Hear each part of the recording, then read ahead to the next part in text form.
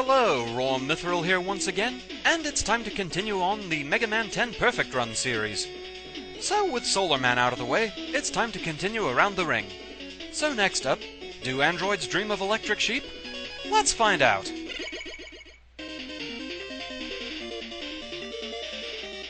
The Lambs, Clarice. So here we are in cyberspace. Suddenly it's Mega Man Battle Network. We also have pointans, which are kinda killer mouse cursors. You want to destroy them quickly. They can be a pain if you leave them alone too long. And this is Barre 3. You know, back during the blind run, I really wish I knew you could just stand on their heads. That would have made things so much easier. Oh well, hindsight and all that. We also have Shield Attacker TRL. Total Request Live? The funny thing about them is Base can just get rid of their shields outright just by shooting at them, and that's kinda silly. So this place is full of all kinds of puzzles. For example, these platforms. Once you land on one, any like-colored panels touching the one you first hit, they self-destruct as one. So if you want to get all the goodies among them, you have to be careful what order you destroy them in. This is Piledan, or Piledan. I really don't know how you're supposed to pronounce that. On their own, they're not too terribly bad, but that'll change soon enough. And we get some shinies. But there are a few more back here to go back and collect. So another silly thing about the shield attackers. Once their shield is gone, they turn tail and try and run away. And they're so panicked about it looks kinda funny. So these platforms are powered by treadmills. You might notice those energy bars under them. That shows just how much longer they'll stay put for you. Now why they give you a branching path here, I'm really not sure, but whatever.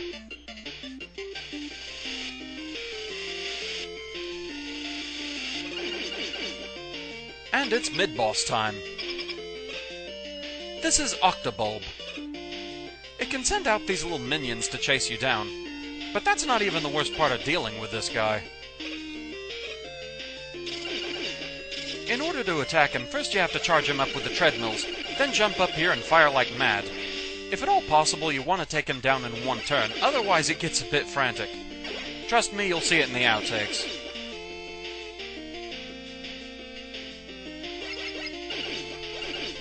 My, you're a tall one, aren't you? So this part can be a little bit hectic, but it's not that bad. You just have to jump quickly and carefully to get where you want to go, especially if you want the shinies up here, which, of course, I do. Now to see what Piledan can really do. It can merge itself with the various machines here. That version flies around, drops explosive bombs, and has a protective shield up front. This one just becomes a stationary cannon. It fires 4 shots at a time, but since it can't move and has no armoring, it really isn't all that annoying.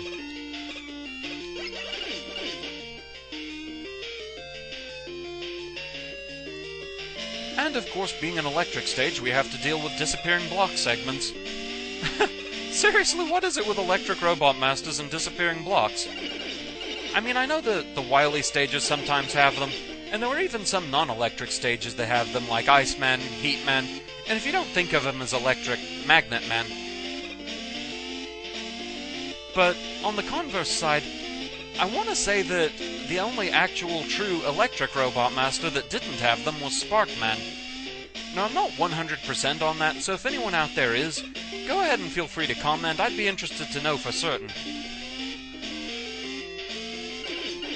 So far, so good.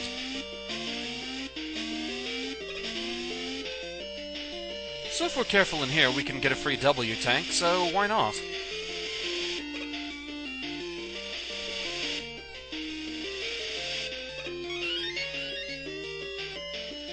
Now, due to the spikes, this room can be a little hectic, but it isn't all that bad.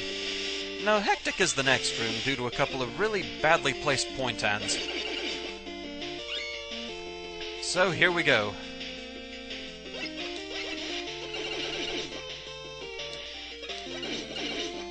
Man, that is close. Alright, time for Sheepman. His weapon of choice is the Thunder Wool. And a bloody drawn-out fight. Okay, let's do this. So once he separates into 4 clouds, pay attention to which one goes where and in what order. That's the order they'll strike in. The last one is always Sheepman himself, and that particular thunder strike will also produce little sparks that go along the ground. He can also fire these arcing sparks, and they always alter between a low arc and a high arc.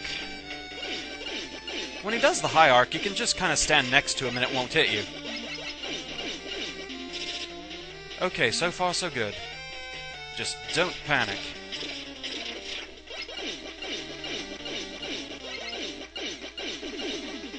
Okay, 2 more hits. I can do this.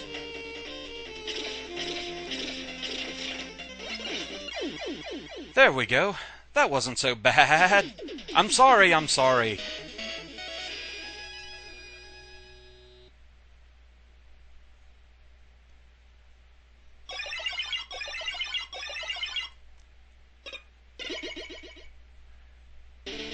So with Sheepman down, we get the Thunder Wall.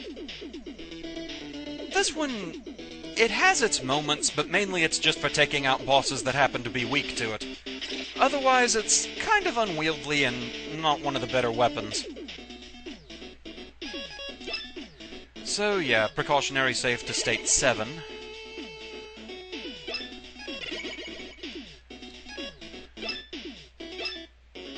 So 2 down, 6 to go.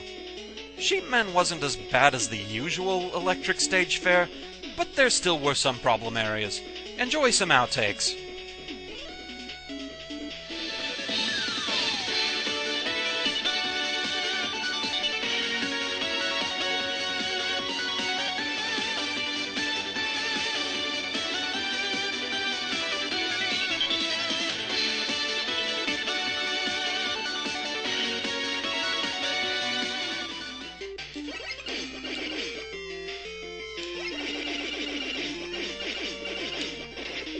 Now that was dumb.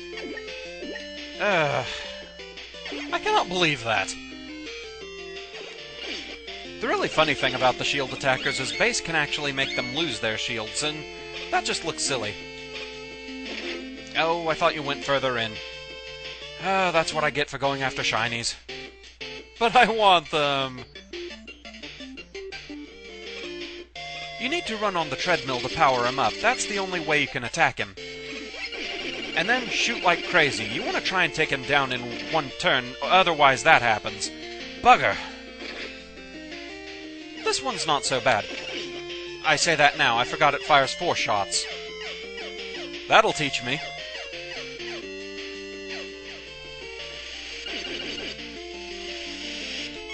An extra life, okay. We'll see how that goes.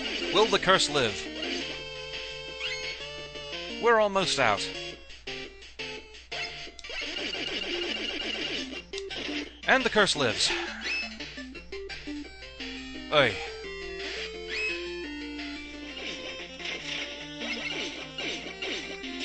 His arcing shots always alter between a low arc and a high arc. Oh, bugger! Forgot which order they went in.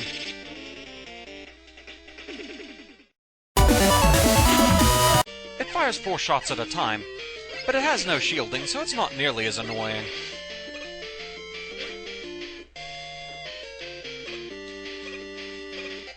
Thank you, mouse cursor. And not even the ones that are the enemies in this stage. Why does my mouse want to move by itself?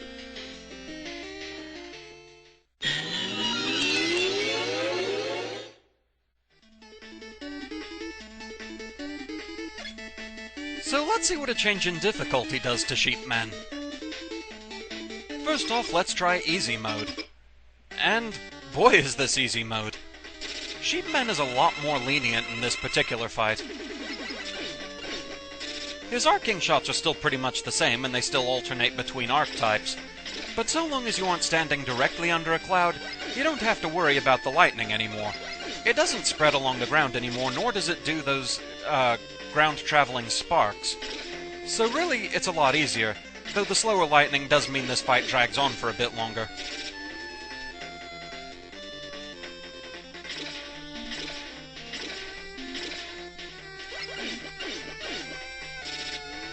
Now, the arcing shots are still just as fast as they always have been, so if you're not paying attention to those, they can still catch you off guard. especially the low ones since those travel a bit faster.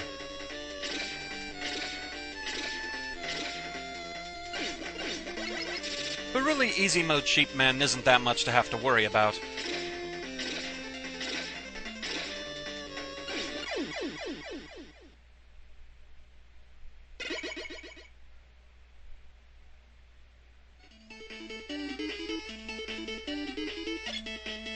So now for hard mode. As easy as Sheepman was in the easy mode fight, that's how tricky he is now. Unlike most of the Robot Masters, Sheepman doesn't actually get any big flashy new attacks on hard mode, but then he doesn't really need them. He's tricky enough himself, thank you very much. The lightning strikes come a lot faster now. There are also a lot more of the ground sparks to have to worry about, because now he produces them every time he hops, as well as the first and fourth lightning strikes making them now. So yeah, this fight gets frantic.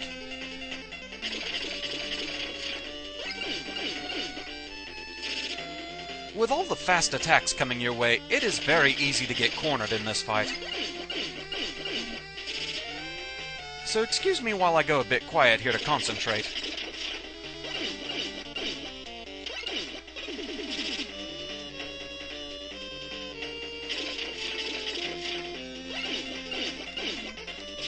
Oh, that was close. I almost forgot which way he was firing.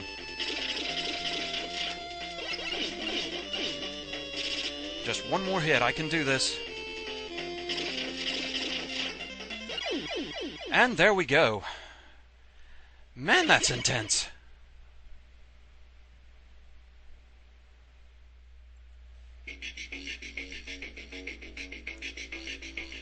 So, yes, this stage wasn't all that bad, but Sheepman did at least put in a decent showing. With that, disappearing blocks, and some annoying point hands, this one was at least a little trickier for me than the last stage. Although, not too much trickier. Thus, I give Sheepman a 3 out of 10. First off, the stage does have some areas that can be a little troublesome. Leaving point hands alone too long, yeah, that can get annoying. And those last two are truly in the way. I've been told by both Kit and Pink that you can theoretically hug the wall as you fall into that room, and then just hold right to run right past them. I actually tried this, but the lower point hand hit me as it started rising anyway, so I don't really know there. Disappearing block segments, those can always be intimidating to see them at first, but this time they really weren't all that bad. That certainly changes on hard mode, but for our purposes this set isn't so bad. None of those I have to time it really carefully kind of jumps. And then there's Sheepman himself. While overall his patterns are easy to grasp, there's a lot to have to keep track of in this fight. If you don't quite catch the order the clouds move in, that'll trip you up. If they spread in a pattern that traps you, there's that problem. And to top it all off, there's keeping in mind whether Sheepman's last arcing shot was a low arc or a high arc. That has actually caught me a few times, definitely. Now Base, there's no question. He absolutely shreds Sheepman. Given he can aim up at the clouds, Base can actually knock Sheepman right out of the attack, and stop it from even happening if he's fast enough. For Mega Man, though, it's a little trickier, but if you can keep everything in mind, it isn't all that bad, so I give our sheepy friend here a 3 out of 10. With that, that's the end of this one. Thank you very much for watching, I hope you enjoyed the video, and I shall see you again next time. Until then, fare thee well.